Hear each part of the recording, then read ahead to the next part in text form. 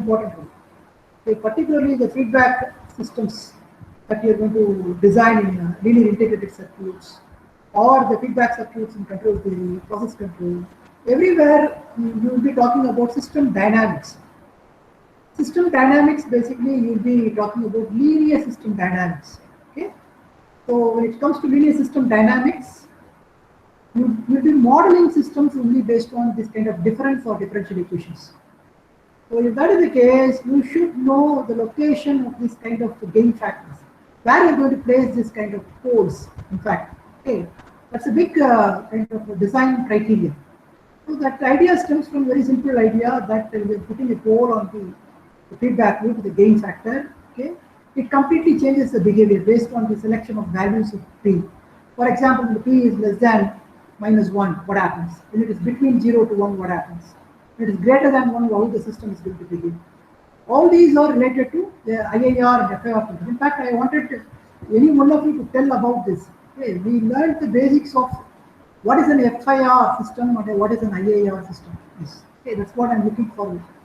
Okay, but I think you missed the point. But anyway, Kalaicharan, you said it nicely. But anybody else from the class would like to comment on what we have learned in the last class? Just open up, guys. Talk, just try to talk to me. Nothing, I'm not going to hit you guys. Geometric growth pole, sir. Factoring Ah, of second order ah, systems.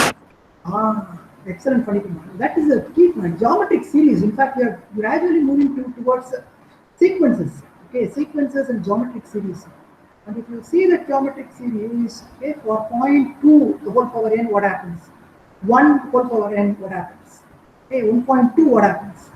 So based on the kind of gain value that you're going to choose, the system behavior is going to completely change. Okay, so that is one important point. Geometric series. Anything else? That's it. Okay, fine. Let us proceed now. Today's class. I hope you are seeing this slide again. Is all right? Are you seeing it? Yeah. So we discussed about this kind of different equations. I hope again you can go through that material. Okay, I'll share that video links also. So Professor from MIT 6.03 course only, it is there, everything is available there. You can, if you want, you can go back and listen to the lecture or listen to my lecture or go through that slides, whatever you want, you can do. But these ideas are very important. Okay, so try to put, spend some time on these materials and try to gain more insight. Okay, so this kind of difference equation we discussed. Yeah, then the operator notation followed by this particular expression, operator notations, impulse signal. Okay? All these are counted on. 1 minus 2r plus r square x. I hope you can recall that. We can represent the same cascaded form like this also. Okay? So this kind of a form you can represent. We also discussed something related to feedback concept. Okay? 1 minus r y x. We studied the impulse response in fact. We'll be learning about this kind of impulse response in a more thorough way in the second unit through the convolution concepts. In fact, I already introduced you to the concept of convolution.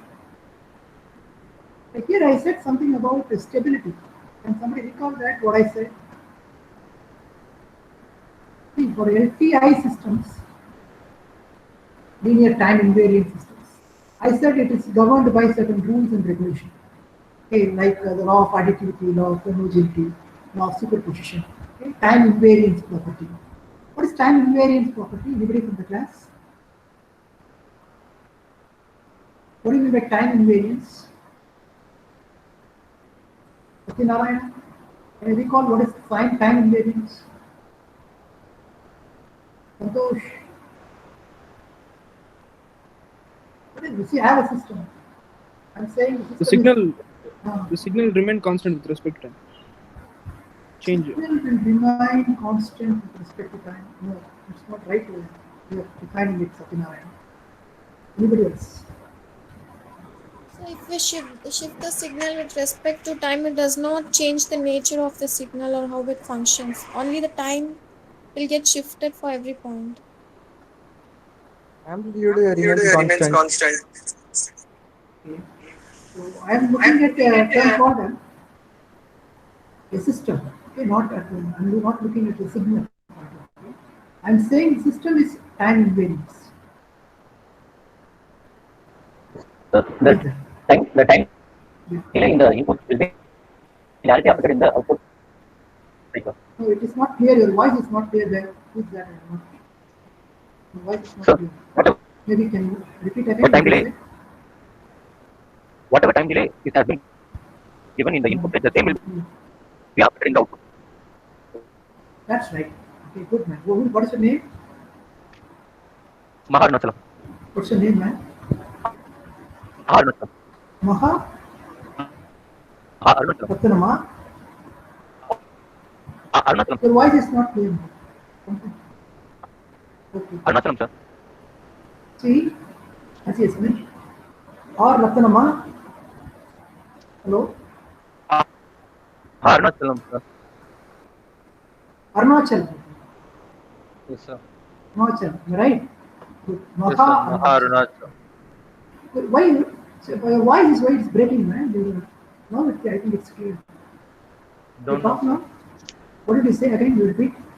Can you repeat again? What did you say?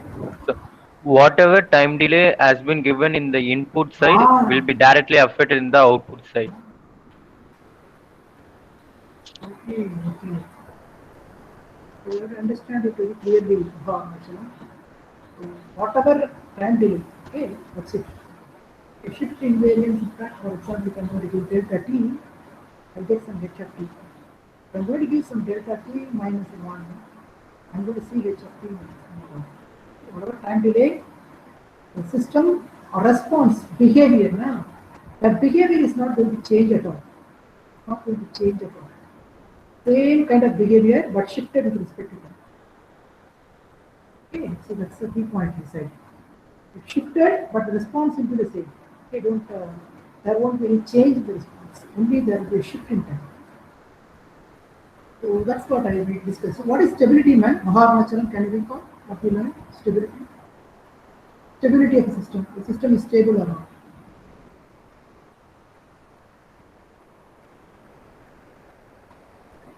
Bounded input gives bounded output. Very good. Very good. Very Harini, Shalini. Shalini, very good. So you give an input, you will get an output. Okay. So if I give an impulse signal as an input, if I'm going to get an unbounded response, okay, an unbounded response, h of t, impulse response, I'm going to integrate that over a period of time. This signal is going to be an unbounded one. It's not a converging signal. Integral. So we'll learn about it, but right now just think about all this. Okay, there are so many connections between each and every topic, whatever we are learning. You'll see a big connection today. Today's class is so important primarily because the biggest topic is that transformation. I'll be introducing you today. Okay. The huge, what do you call it, important, significant topic is the transformation. Without that, the entire DSP domain, discrete control domain, image processing, nothing, you cannot do anything with this is a transformation. Okay, we learn about it, but keep thinking, okay, there are connections in between all this. So we learned about this kind of responses. I hope you can recall this. As I said, an important word called IIR. IIR is infinite impulse response. Why it is infinite impulse response? Well, only one impulse which I have feed into the system, because of this feedback loop, I am getting continuously. But this can be altered by introducing different values for. So this also we learned. Okay, we also learned this 1 by 1 minus r, that geometric series. Okay, it can be represented 1 plus r square. So naturally, system representation both are equal. This way also you can do, this way also you can. Can you see it? This is output by input. So 1 by 1 minus r for this case. For this case, it's going to be y by x is going to be equal to 1 plus r plus r square. So naturally, 1 by 1 minus r is equal to this. That's the conclusion. So you can, block diagram wise, you can build your system also like this. This is one block, another block. Both are equal. Okay. So in the same manner, so we understood this and we have proved that also, the reciprocals. We already might have learned on this. But in the terms of accumulators, here is the system 1 by 1 minus r, synthetic division I do. So there is one beautiful kind of link you will see from this in terms of Z transform. You will see that. Okay. Coefficients of this one is going to play an important role. We will see that.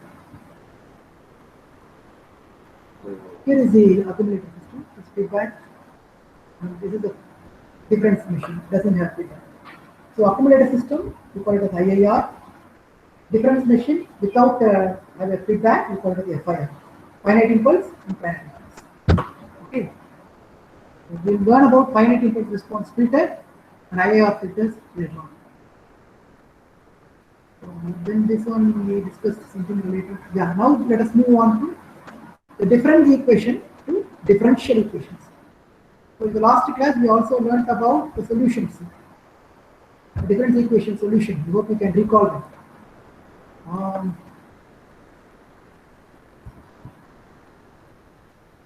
hope you can recall the solution part. Yeah, this kind of a solution. You recall cyclic path, then for P naught equal to 1.9, all those we learned. Okay. Why these two signals are not having single pole? Can somebody tell me? Two dashed one, crossed ones. These two. Why you are saying they don't have any kind of it doesn't have a single pole. Why they have three poles? Why? Yeah, somebody tell me why? It's in fact two poles are involved here. Why? Any answer?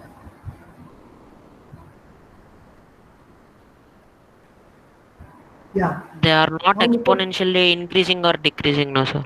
That is the key. Yeah. Because if you have one pole, it will be either exponentially decreasing or increasing. Okay, or it can exponentially increasing or decreasing with alternate signs. Okay, but here it is increasing and then decreasing, or it's becoming constant. So naturally, there is something wrong with this waveform. Okay. Now look at this waveform. So these are all some waveforms we are talking about. Magnitude diverges, alternating signs. These waveforms for P naught less than -1. Why is it so? Why it is magnitude diverges, alternating sign? What is the right answer? For example, -1.2 to the power n. Okay, you can easily see that. Okay, -1.2. Take that value, plug in, and you'll see this kind of stuff. Values between 0 to -1, we're going to see this kind of decreasing, exponentially decreasing, but alternate signs. For example, 0.2. So you can clearly see this criteria. The value of P naught determines the rate of growth. Okay, that's important. Second order systems also you can see. So this is the answer. It's increasing and then decreasing, primarily because of the two poles. So I mentioned one key point here. You have to remember this. Those who are feeling little uncomfortable with the partial fractions, okay, go to Khan Academy and learn that. Okay, Khan Academy is a good place for you to learn the basics of mathematics. Again, I'm telling you, those who are finding it difficult on calculus, integration, differentiation, and then partial fractions. These three you will be employed heavily in engineering subjects. So you try to go back and learn that. Okay? For example, in this case, you know how to factorize this. Okay, so once you have factored this, what happens? You're going to have two models like this. Okay, the first one, 1 minus 0.7r, it's like this. 1 minus 0.9r is another block. You're cascaded it. Okay. And then the order doesn't matter. Okay, it's a factored form. The order doesn't matter. But then I said you can represent this also like this, factoring second order, because we know that 1 minus r is nothing but this polynomial series. Okay. Then you will get The values stored like this. You can represent the system. So leave this material right now. Don't. You can easily understand this. Okay, by element by element multiplication, what's happening? You can see. Okay, and then group the terms and so on. Or square or cube. And you have different values. Then the response will be like this. You can compute the response accordingly. They are the coefficients. Okay, A, B, or B square, B cube. What are they? They are the coefficients. You see it. They are the coefficients. Okay. So that's what this representation is. So if you know the coefficients, if you know this value is 0.7, 0.9, you can very well compute this response. Absolutely no problem. Okay. So using partial fractions also another way you can do it. So you have the second order, the denominator. Write this, factor it like this, and then split into two systems. A by this term, B by this term. You will have two values.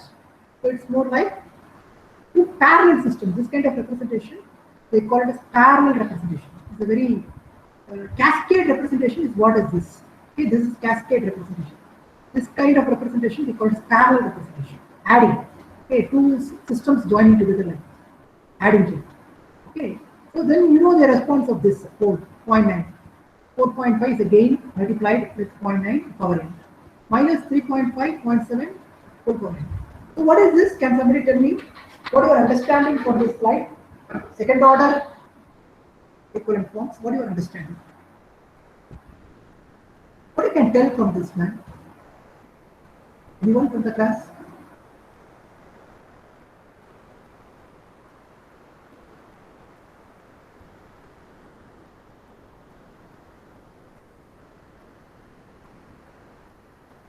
Anyone? Anybody?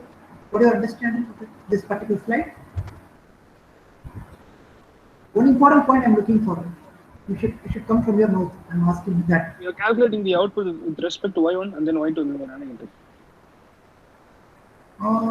Okay. Any other answer? Slope, sir. Slope. Okay. I don't. The difference equation basically we are talking about slope only. But what is that one important takeaway point from this slide?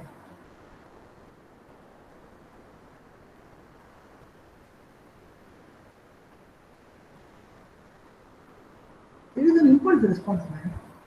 You are computing the impulse response of a second order system. Okay, that's a takeaway. So you should look at this. X is what? Delta n. And what is y? You know how to compute now y. What is y? Y is nothing but 4.5, 0.9 power n minus 3.5, 0.7 power n. So for different values of n, if you're going to plug in, you're going to get a series of samples. That is what? That is the impulse response of this particular system. So you have computed the impulse response of a particular system, a dynamical system, represented in terms of difference equations. That means it is a discrete time system. So you have identified the solution of a discrete time system represented in difference equation form, okay, using this simple method of partial fractions. Okay, you have computed the response. Okay, so you split up the system into 4.5 over minus 0.9 or 3.5 over minus 0.7. Later on, we'll see how this R will turn into Z. Okay, that time we can easily see if the Z transformation of this particular presentation. Okay, so with that, I think we'll move to the next topic. It's called the continuous time. You need to know clearly these two because the second unit we have only three main topics. Okay, one is convolution. Systems. Second one is difference equations, solutions. The third one is differential equation solution. That's all. The entire second unit is only these three topics. Now I have given you an idea about convolution. What is convolution? Can somebody from the class tell me? What is convolution? A series of processes, mathematical processes, gives an output. Okay, so any other defined, much more technical answer? It's a very general answer to give. Okay, now it will go deeper. Decomposing a signal in a linear combination of delayed impulses. Who is that? Shalini? Yes, sir. Very good. Yeah. Any other answer?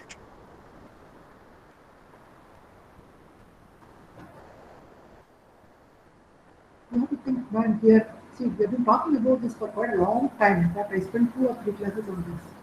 I said any signal in the world. I think I already told you 5 hours per week for per subject is essential in this semester. I'm not sure how many of you are putting this 5 hours per week schedule for learning this particular subject. It's an important subject. It will help you a lot, I've been telling. So try to spend some time and try to learn the concepts in a very deeper way. Okay, not in a very superficial way. You should go a little deeper and understand, think, and make that idea very concrete. Okay, so I've been telling this to you. X of t is a time domain signal. You can sample it and you can get x of t. You can get samples.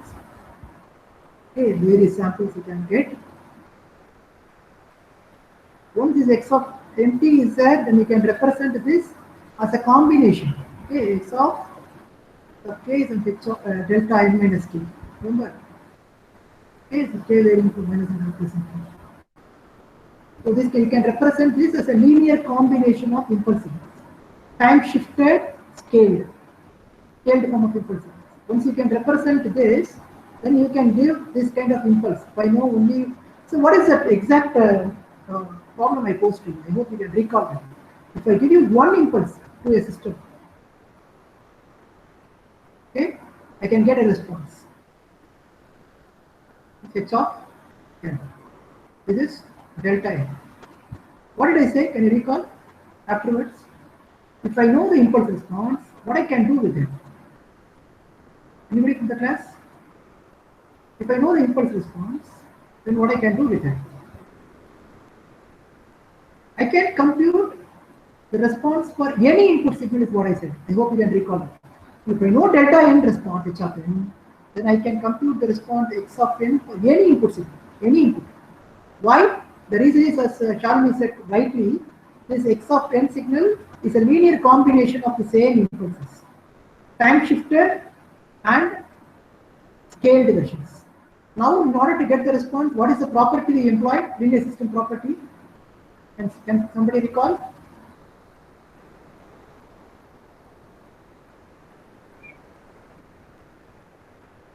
Shifting variance and homogeneity, additivity. These are all the only 3 properties we should remember, do not forget. Shifting variance, homogeneity, additivity. If you know these 3, then we can easily work out with this delta n and we can compute the h of n signal, okay, for any input signal h of. Okay, the convolutional integral, in fact, we ended up in is more like h of k delta n minus. I hope you can recall this summation, discrete convolution, continuous domain, you are going to get continuous h of t delta t minus t2. Okay, that's the convolution I said. Maybe go back and go through that lecture again. Okay, those who are not feeling comfortable, you will get an insight. But anyway, we will be talking about all this again. The second unit fully we will be talking. Okay, so here is the idea. Now we move ahead. We have learned now difference equation. We have an idea. Okay, we have not learned it deeply. We have an idea about what we are talking about. And somebody said a difference equations. A delay is involved. We can represent the difference equation in terms of a forward, a finite impulse response based mode, or a feedback IIR mode. Okay, these are all something we have an idea. And the value of the gain, how it's going to affect the system response. These are all some of the key concepts. Okay. Now we will try to extend that to a continuous time system. Okay. Instead of a difference equation, now we are going to talk about differential equations. So it's more like your account will go in proportion to your balance plus the rate at which you deposit. It's a classic example of a differential equation. Okay, so dy by dt, what is the proportion at which is going? It depends on your initial deposit, x of t plus some p y of t, proportion to your balance. Okay, at this moment, what is the balance? Proportion. So dy by dt is equal to x of t plus p y. So immediately you can see a kind of a connection between difference equation and this kind of differential equations. Okay, see here, x of t is going to be given as input, and there is a feedback here.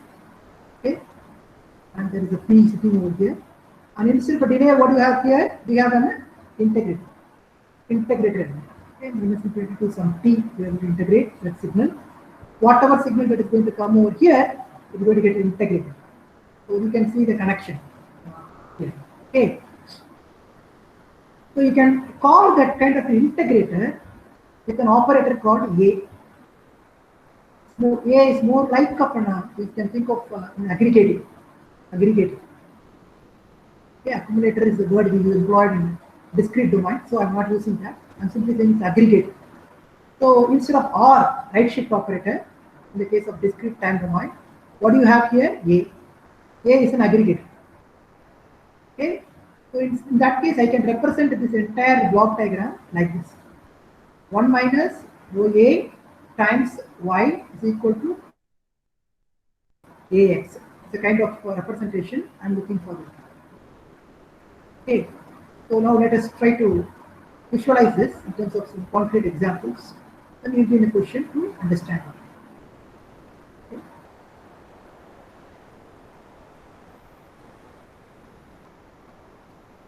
Yeah, now you can see it. So this is a representation for a difference equation. The continuous domain, it is integrators. Here represented. You can see the connections. Oh yeah, can somebody tell me whether this system is connected to either one of these three? Which one it is? Either 1 or 2 or 3. Which one of these? This is A, this is B.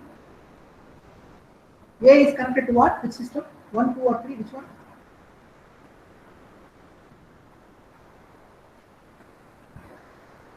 Two, sir.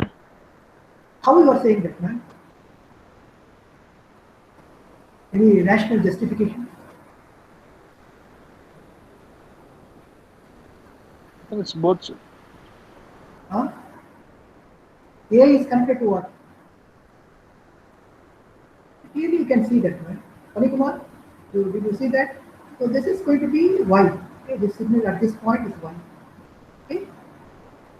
So this is getting multiplied, it's coming here, it's coming here. Okay? If this is Y, for example, I have an integrator. Okay? If this is an integrator, if the signal that comes out of this is Y, what is this signal? That is nothing but Y dot. Okay, remember this always. Okay, anti-differentiation is what you call integration. Okay, if you have dy by dt, I want to take out the derivative out. What do? I integrate. Okay, in order to get Vm. Okay, the same thing I'm telling you. This is Y. This is going to be Y dot. Okay, so this signal at this point is Y dot. So how you are making that signal? It's a combination of two signals. What is that? X and P1. It's a combination, addition. Okay. So that's what this is right. Panikumar, you are right, man. Is it clear? Now tell me the second one. Which one is getting connected? 1 or 3?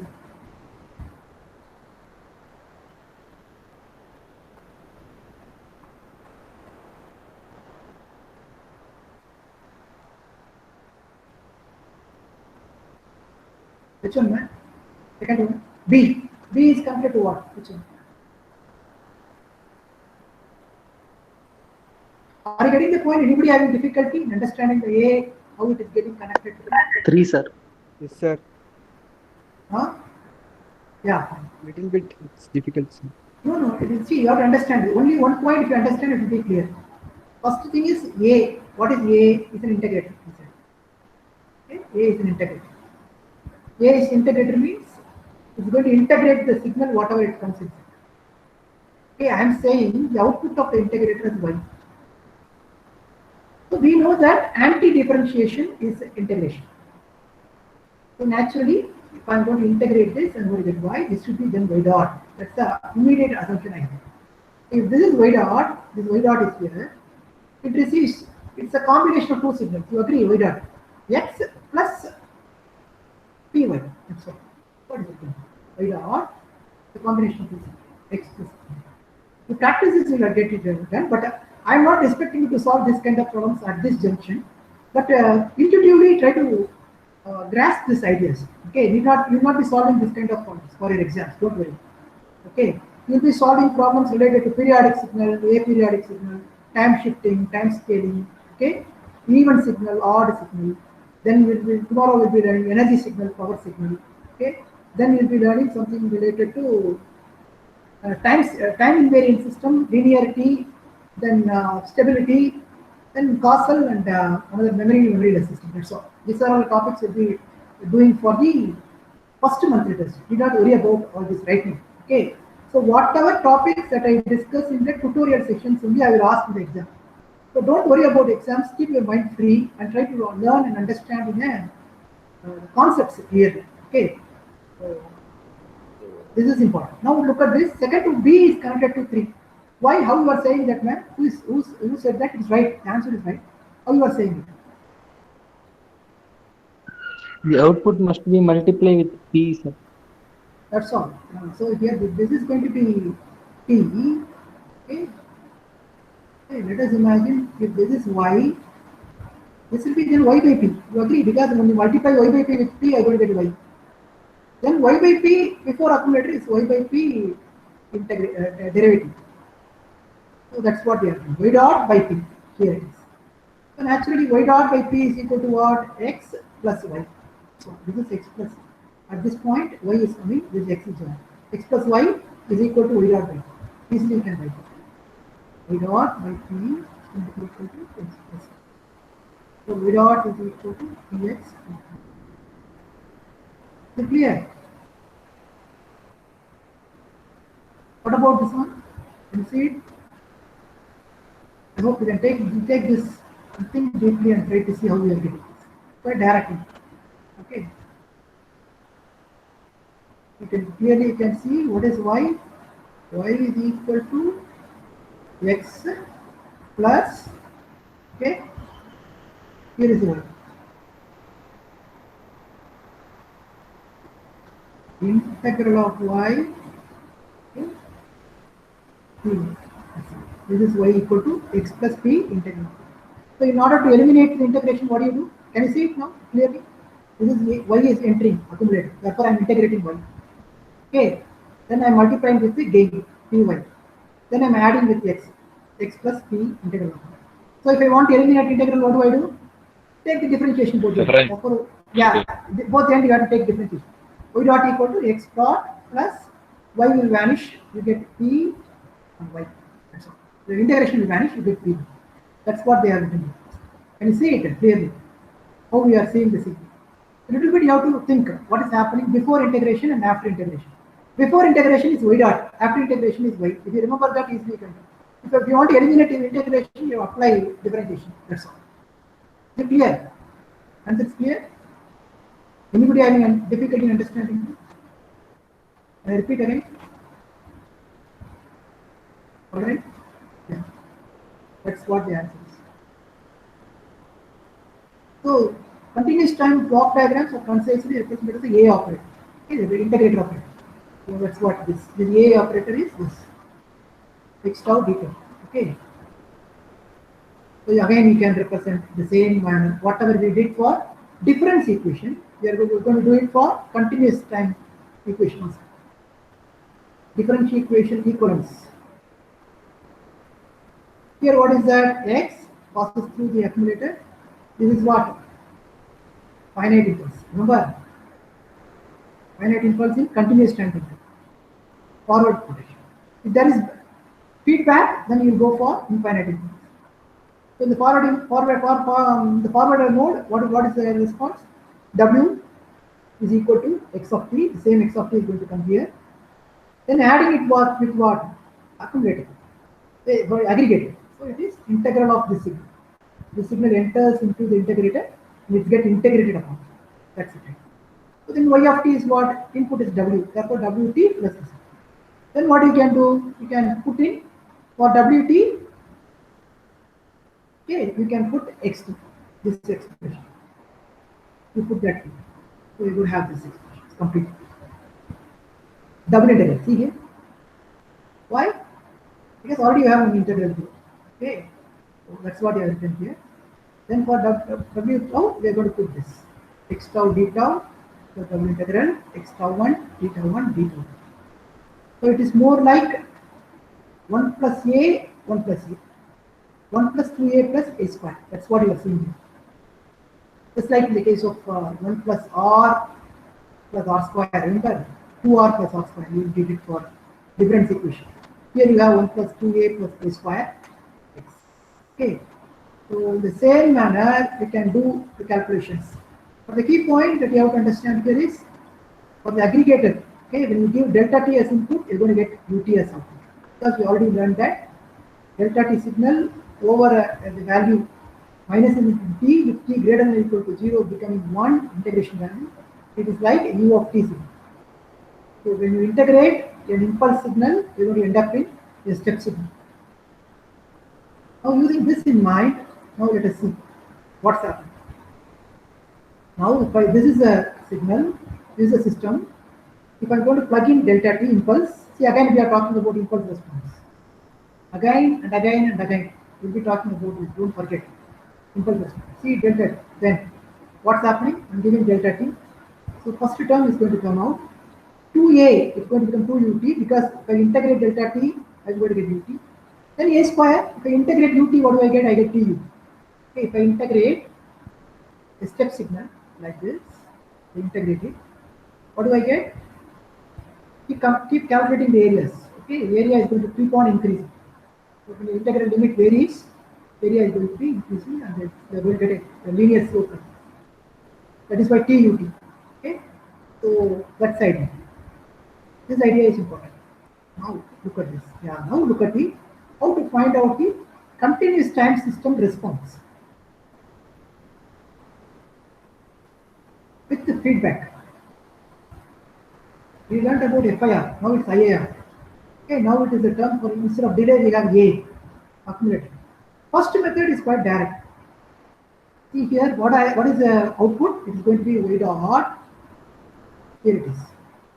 There is the equation we are talking about. Y dot is equal to xt plus py.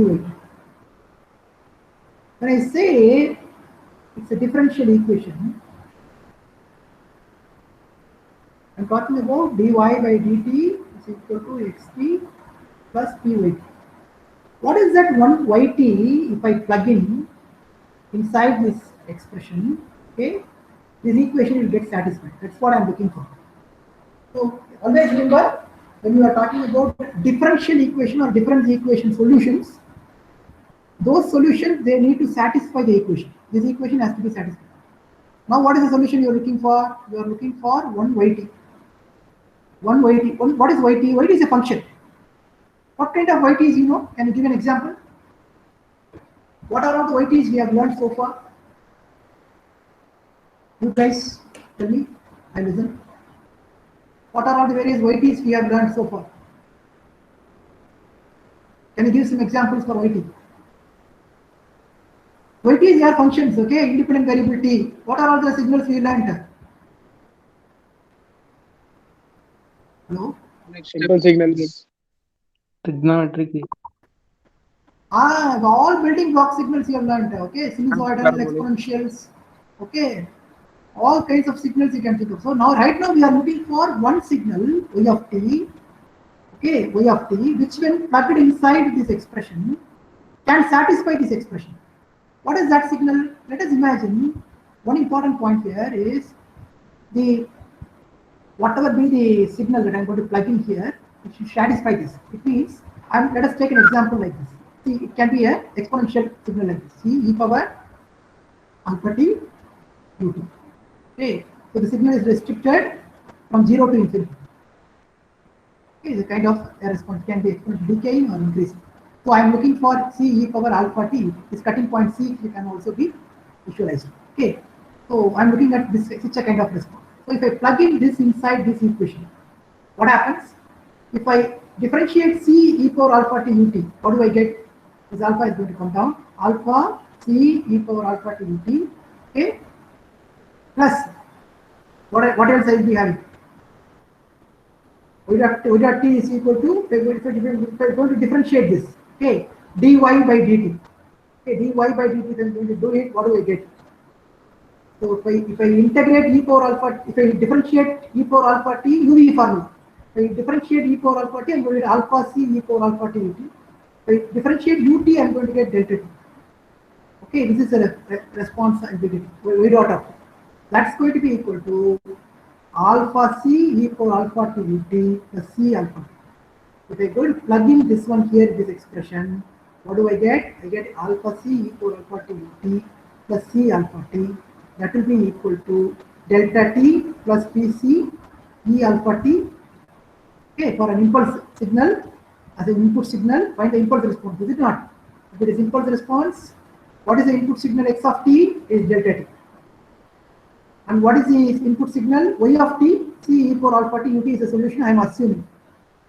So naturally, if these two are going to be equal, then what should I have? C should be equal to 1 here. Okay, then alpha equal to p. Okay, alpha equal to p. Alpha equal to.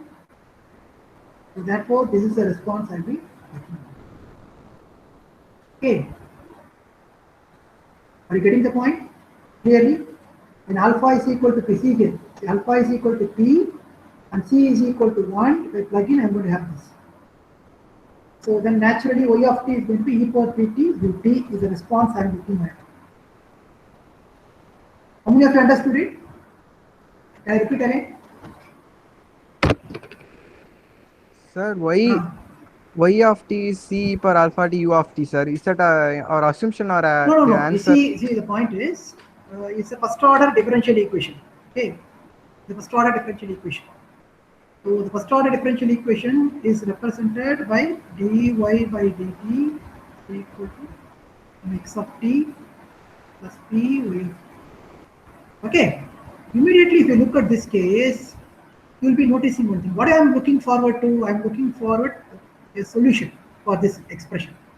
The solution means what? I am looking forward for a function. Okay, for a function. What is that function? Y with respect to time. Okay, the function is with respect to time, which when plugged inside this expression should satisfy this equation.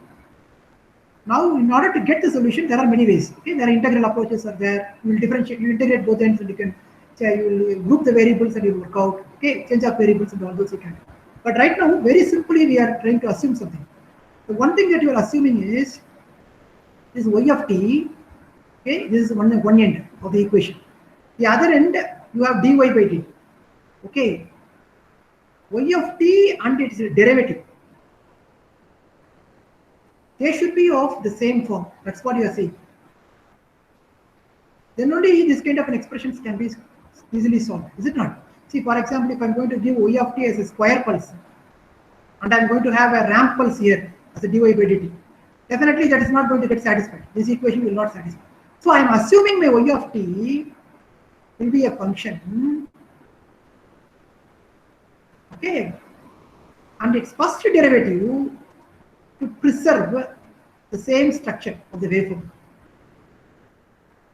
Structure of the waveform, you should not change. Okay, then only I can satisfy this equation. You agree? So I'm looking for y of t as e power x. This kind of a solution, normally when you differentiate e power at, what do you get? You get a e power at. So what happens here? The original signal's structure is not going to change. You understand? So that's why I'm looking for an exponential kind of a solution for the first order expression. Okay, so that's the idea. Look at this. Yeah. Now can you see it? Why I'm choosing like that? So I'm choosing the solution can be assumed like this. C e power alpha t ut. So if I plug in that here, okay, in order to plug in here, I should know what is y dot of t. So I'm computing the y dot of t for this waveform. Okay, UV formula. I got this expression. When I differentiate ut once, I'm going to get delta t. You remember that. You're going to differentiate ut, dut by dt. When you integrate impulse, what do you get? You get ut. So when you differentiate ut, what do you get? You get impulse. That's an anti-differentiation policy. So C delta t is what you are going to get. Now I am going to equate this equation with this equation. What is x of t delta t? What is py of t is pc e power alpha t. If I equate, then I can see the group the coefficients. Clearly I can see this is equal to this, means alpha equal to P C. So my solution is, instead of e power alpha t, I'm going to see e power Pt. So this P is now sitting where? At exponentials. Can you recall now? In the difference equation, we learnt about 0.2 to the power n. Remember? 1.2 to the power n poles. I said this P, they are going to play a role. The same manner here, this e power Pt can take positive value, negative value. So see what's happening, how the system response will look like for a differential equation. Now you can do this in a different way also. This is method 1 for finding solution. The other method is a direct approach. Okay, here you can write it in terms of the operators. Okay, Py x a. Okay, this is the input x plus Py. To pass it through the accumulator, you are going to have y is equal to ax plus Py. So y by x is equal to a by 1 minus P. You can write from this. So can you see it? Y minus Py is equal to ax. Therefore, so I can smooth the y 1 minus P equal to ax. Therefore, y by x is equal to a by 1 minus P. Okay, is it clear? Sorry, here a I missed. Okay, 1 minus P. Okay, 1 minus P. You can do it. So naturally, I'm going to get this. So this is in more like we already learned by 1 minus r is equal to what? 1 plus r square. It's a geometric series. The same thing I can write it here. It's an ascending series in A. Okay, ascending series. A 1 plus rho A 1 plus that is P square A square. I can write like this.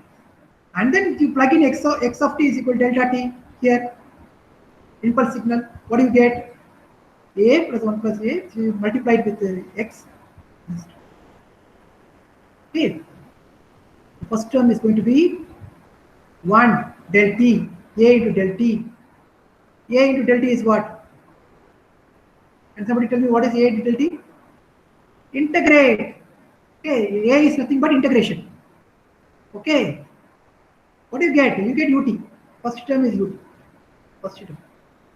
Then rho this is A. This is A square. A square means what? Ut you have to differentiate twice. So you got a ut already. Again you are going to integrate means what you get? You get t. That's what you are seeing. Again you integrate, you get p square, t square, p cube, t cube. So ut is getting all this. Ut is common. So naturally this is nothing but exponential series. That is e power pt. Now let us see how the system behaves for this input. This is. You see it? We'll take up lights. Can understand? Look at this. Yeah. See, this is what I said. Now the first signal goes inside delta t. You get yt. First term is there. A. You get 1 here. Then what happens? It's going to cycle. Pt. Look at the response y of t becoming like a ramp now. 1 plus pt is becoming like a ramp. Now p squared is like a parabola. Then polynomial series goes on.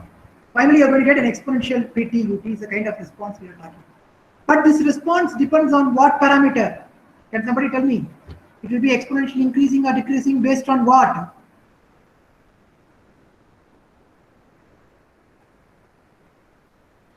P. P, sir. P value. Yeah, P value. That's all. You have to understand that clearly.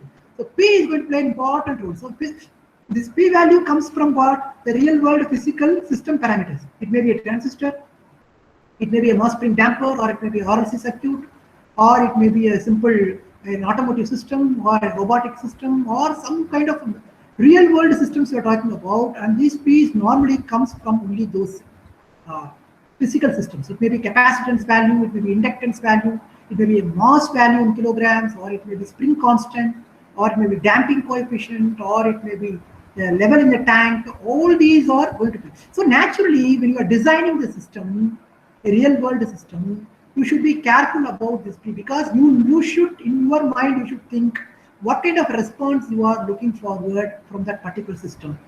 So based on that, you have to choose the parameters of the real world physical phenomena, and that way you can get back to your original response. Okay, whatever you are designing. Okay, so it's a kind of design problem they call it. Okay, choosing the right way of P. Designing chemical systems, designing a tank level system, designing a temperature system, designing an RLC circuitry for network purpose, designing an electronic circuit. All these are connected. Okay, dynamics are involved. Everything. Okay, so electromechanical system, motors, are all connected. So now this is what is happening. And making P negative makes output converge. Okay, now you are clear about it. If P makes negative, it's going to get converge. See here, it's converging. When P is less than 0, it will converge. P greater than 0, it will. So this is a kind of convergent and divergent thing you will be getting. Okay. So that's the idea. So now this is a similarity. Okay. There are some a by 1 minus pa term here it is, e power pt ut. Normally, the continuous time domain, you will be moving to something called a kind of the corresponding transformation for differential equations or Laplace transformation, and the corresponding transformation for difference equation is going to be Z transformation. So Laplace transformation will be representing it in Cartesian form like this, and the that is Cartesian form or rectangular coordinate form, and the Z transformation will be representing it in terms of polar coordinates, wherein this S is being mapped to Z in the polar form like this. Okay, so we'll understand this mapping later on when you are learning Z transformation in the last unit.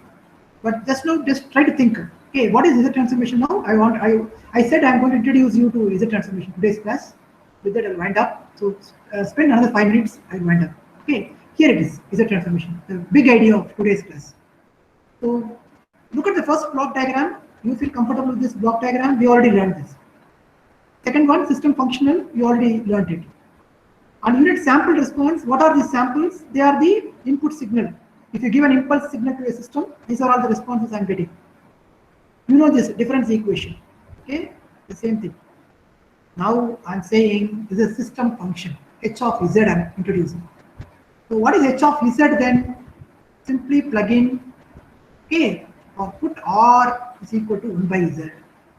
Okay, then you get the system function. It is nothing but the very famous popular Z transformations. Okay, widely employed in all discrete time domain systems. Z transformation is sitting. It's a frequency domain transformation. You learn that. Okay, but can you recall the Z transformation? I said some around 5 or 6 classes back when we discussed about the dot product, inner product, and then discrete time Fourier transformation. Can you recall that? What is the Z will be? Z value? Complex number x plus iy. Yeah, it's equal to j power j omega n. I hope you can recall. It's a complex number. That's why it is in a rotating. It's in a unit circle form. Okay, you remember e power j omega how you represent. You write it in form of a vector, unit vector. In a circle, unit circle you draw, and you see that the e power j omega t rotates in that circle. That is why we are looking at h of z in terms of unit circles. Okay, so you'll understand that very clearly. But right now, so easily you can see that. Now, yeah, the key point of today's class.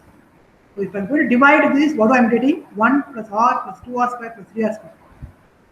Now this is hr. If x is going to be an impulse signal, what is this y? It is an impulse response. You agree? You agree? If x is going to be an impulse, what is x? X is going to be equal to 1. Okay, it's an impulse signal. What is in y? That is a transfer function. H of r is a transfer function of the system. So any transfer function, whatever you are learning in the Laplace transfer function and all, Laplace domain, it basically comes from the impulse response. Okay, 1 plus r plus 2r square plus 3r, 5r plus. Now this is the HR. HR is the impulse response. See here. Now, what are these values? Can you recall? 1 plus r plus 2r square plus 3r cube, what are they? They are all right shift operators. Okay, these are all right shift. Time delay 1, time delay 2, time delay 3, time delay 4, time delay 5, time delay 6. So naturally, these are all impulses, scaled impulses. 1, next value is 1, next value is 2, next value is 3, 5, 7, 8. So what is this h of n then indicates? What do you understand from h of n, man? Anybody? What is the h of n indicates? H of n is the Impulse Okay, response. okay. it is a series of. It's a series of.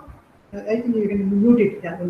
It's a series of samples you get from the system. You remember that system? I'm talking about linear time invariant system. When you inject a impulse signal to the system as input, you understand now. So that is when you inject a impulse signal to the system, I'm going to end up in this particular sample. So this sample I can represent in the form of a summation series of 0. h of 1, h of 2, h of 3 like that. So then I get a summation like this, and we already learned R is nothing but 1 by Z previous. Yeah, R is nothing but 1 by Z. So naturally, this is your Z transformation representation. H of Z. H of n, Z power minus. Now, take this expression. Yeah, with it I wind up. Now take this expression. What is H of Z?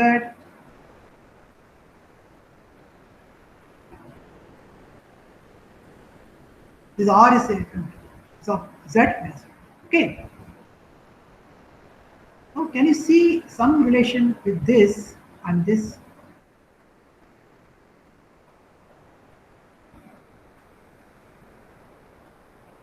Can you see this clearly?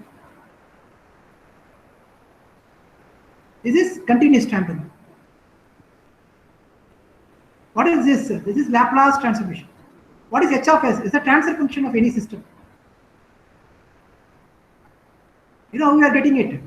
What is this e power minus st? That is nothing but e power minus alpha t, e power minus j omega t. Because S is equal to a Cartesian form. Real form j omega.